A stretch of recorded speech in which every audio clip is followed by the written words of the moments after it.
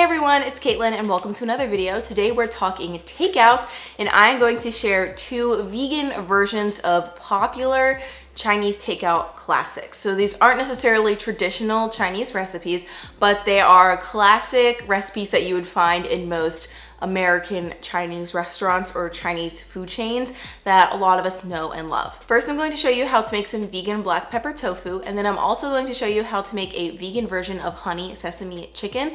Dylan and I have been obsessed with these recipes. They are so good, so satisfying, and surprisingly, it's really easy to pack them with veggies and other nutritious ingredients, so you're still getting a great wholesome meal without sacrificing any taste or flavor. Before we get into this video, I want to let you know that this video is proudly sponsored by Nasoya Tofu. I worked with Nasoya last year, and I loved working with them because I love tofu, and they just so happen to make my favorite high quality organic tofu. So if you want to learn more about Nasoya, I will link their website down below, but today we're going to be using their organic extra firm tofu in our vegan black pepper tofu recipe. This is really good and versatile. You can grill with it like we're going to do. You can bake it in the oven. You can even toss it into stir fries and stuff. I'll get a little bit more into that in the actual recipe video, so let's just get straight into that. First up, we are going to be making our black pepper tofu stir fry, and we're going to get started by baking our tofu in the oven so it gets nice and crispy. Like I mentioned earlier, we're going to be using Nasoya's organic extra firm tofu for this recipe, and you will need to press it ahead of time, but if you don't have a tofu pressed, you can also use the organic super firm tofu instead because it is pre-pressed and it will come out nice and crispy too. So after you press your tofu, I like to do this earlier in the day, we're going to move on and slice it. So I like to cut my tofu into pretty even cubes, and the first thing I do is just take a knife and slice it down the middle, like, you know what I mean? Just like so. So then you get 2 even halves, and then I just cut each of these halves into 16 even cubes. So the easiest way to do this is to just cut it in half and then in half again, so you have even fourths. You do that on one side, then you can flip your tofu and just do it on the other side. So this is the size that I like for my tofu cubes. I find that it's a good, nice bite size, and I like how they come out nice and even, but you do you. That's just my little tofu hack for you guys. So after you cube your tofu, you're going to transfer it into a bowl, and we're going to drizzle some tamari or soy sauce over the tofu. Because we press the tofu, the soy sauce is going to absorb into the tofu, and you're just going to take a rubber spatula and loosely stir the tofu around. We don't want to break it up or crush it. We just want to get all of that liquid absorbed. So once the liquid is absorbed, we're going to sprinkle 2 tablespoons of cornstarch over the tofu. This is going to bake in the oven and get nice and crispy. If you want to add more flavor to your tofu, you can also use nutritional yeast. But because the black pepper sauce has a lot of flavor already, I kind of just wanted to keep this pretty neutral. So I just used cornstarch this time, but you could totally use either one of them. So after our tofu is coated, the cornstarch will become translucent, and we're just going to transfer it to a baking sheet lined with a silicone mat, give some space between our tofu cubes, and then bake this in the oven at 450 degrees. And while that's baking, we're going to work on our stir fry and our black pepper sauce. So for black pepper tofu, it's really important that you use black pepper corns instead of ground black pepper that you already get from the grocery store. Pre-ground black pepper loses flavor over time, so the longer it's sitting in your pantry or on the grocery store shelf, it's going to taste more flat, and also it's ground really finely, so it's going to burn when we cook it, which is why we want our peppercorns to be as freshly and coarsely ground as possible. So to start out, we're going to add a tablespoon of neutral flavored high heat oil to a pan, and then add your black peppercorns to the pan, and here we're just going to saute them in the oil. This is called blooming the black peppercorns, and it makes their flavor more pronounced, and it also infuses the oil, so that way you get a nice peppery bite in every bite of your stir fry. So after we've bloomed the black pepper, we're going to add in some finely minced ginger and garlic, and then again we're going to fry this in the oil for about 30 seconds to infuse the oil and bring out the flavor of the ginger and garlic. And then from here, we're going to add in the rest of our veggies. Typically with stir fry, you want to fry the vegetables at a higher heat so they still stay kind of crunchy. So first we're going to start by adding our sliced white onion and some sliced celery into the pan, and just gives this a quick stir, cook it for about a minute or 2. And then we're going to add in some shiitake mushrooms. Shiitake mushrooms are not traditional in this sort of stir fry, but it is common to add oyster sauce to black pepper tofu. And that's obviously not vegan, but the flavor from the shiitake mushrooms helps to substitute that. So we're going to saute those for about another minute or 2 until they start to soften. And then we're going to add in our green bell pepper. If you don't like green bell pepper, you can use another veggie like carrots or red bell pepper. So while that softens just a bit, we're going to prepare the rest of the sauce for our stir fry.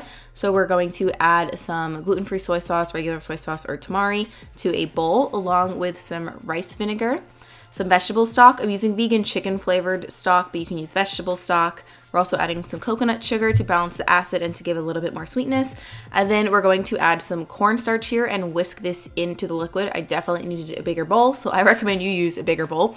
But once the cornstarch comes in contact with the heat, it's going to help thicken our sauce. But you want it to be fully dissolved, otherwise you'll get sort of like gluey lumps in your stir fry, and nobody wants that. So like I said, once everything's dissolved, you're just going to add this to your pan, give it a nice stir, and as you can see, the sauce is already starting to thicken. And at about this time, your tofu should be done. We're going to get a nice golden color on our tofu and a slightly crisp crust. So you're just going to add that to the pan and then stir it into your stir fry sauce. And then all that's left at this point is to simmer until the sauce is thickened to your liking and the vegetables are softened to your liking. So if you like things a little crunchier, you cook it for less. If you want things to be nice and soft, you can simmer it for a little bit longer. But that is it. I like to serve this over some white jasmine rice, but you can serve it however you like. Brown rice works, no rice works. I personally just like rice, but it's super cozy and satisfying. The black pepper is spicy, but not overwhelmingly spicy. It's sort of more like a tingle in your mouth. That's really, really satisfying. So moving on to our next recipe, we're going to be making some vegan sesame chicken. This recipe is really easy. It only takes 20 minutes to make. And for the main protein source of this recipe, I'm using soy curls, which is a form of dehydrated soy. You can't find them everywhere. You might have to purchase them online. But if you can't find soy curls near you, the good news is you can also use Nasoya tofu or tempeh. I have recipe substitution notes in the blog post, which is linked on my blog. So for soy curls, we need to rehydrate them first with hot water. So here I'm just pouring boiling water over the soy curls, and I'm going to set them aside and let them absorb the water for a few minutes. But if you're just using tofu, you can just slice it and then add it when I add the rehydrated soy curls. So now we're going to bring a pan over medium heat and add a tablespoon of sesame oil to the pan. And from there, we're going to add the green parts of a sliced green onion and some minced garlic to the pan and just fry those in the oil to infuse the oil and bring out the flavor of the garlic and the onion. And then from there, we're going to add our rehydrated soy curls, or you can add your tofu at this point. And we're just going to cook this in the pan for a few minutes until the edges get a little brown and slightly crispy. And similar to our black pepper tofu, now we're going to be making a sauce to add to our soy curls. So here I'm adding some vegan chicken flavored broth. You can also use vegetable broth, but the chicken broth helps to make it taste a little bit more authentic.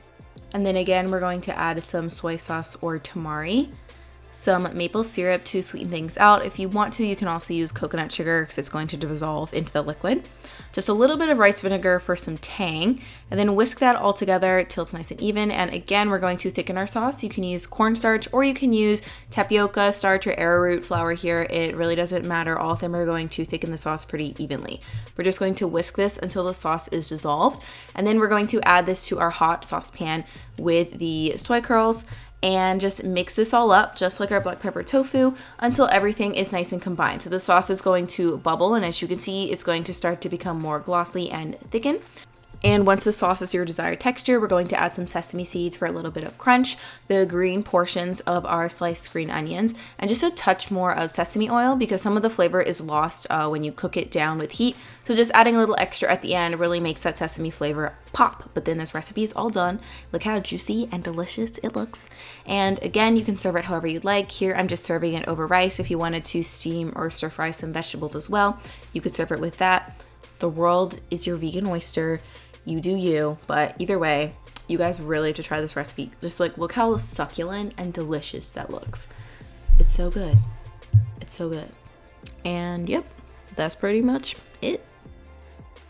Alright guys, and that's it for this video. Leave a comment down below and tell me what your favorite Chinese takeout food recipe is. Maybe I'll just have to recreate it and put it on the blog if I don't already have it up there already. Dylan loves Asian food, I kid you not. This man eats stir fry for lunch. I'd say like 90% of the time. I love it. I think it's so funny. I just can't eat the same food every day, but he loves tofu and stir fry and he just goes for it. So good for him. But anyways, as always, all the recipes are going to be linked below, including Pinterest images if you want to save them for later and don't want to have to come back to this YouTube video.